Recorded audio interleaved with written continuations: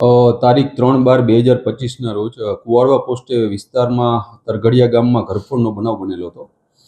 માનનીય CP sir, additional CP sir તથા DCP crime Jagdish Bangarwa સરે મિલકત સંબંધી ગુનાઓ ડિટેક્ટ કરવાની સૂચના આપેલ હોય, જેના અનુસંધાને રાજકોટ શહેર DCP PI Gondaliya, PI Damor તથા પીઆઈ જાદવની ટીમો આ ગુનાને ડિટેક્ટ કરવા તથા આરોપીઓને પકડવા માટે પ્રયત્નશીલ હતી.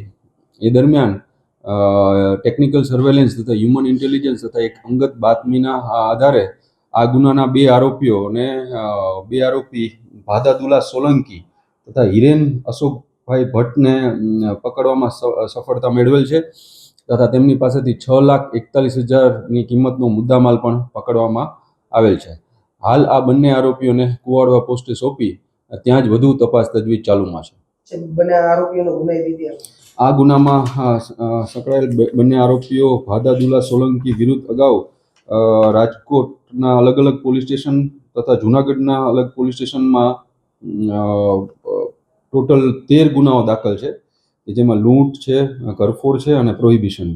આ ઉપરાંત હિરેન અશોકભાઈ ભટ્ટ વિરુદ્ધ પણ ભક્તિનગર પોલીસ સ્ટેશનમાં એક ગુનો દાખલ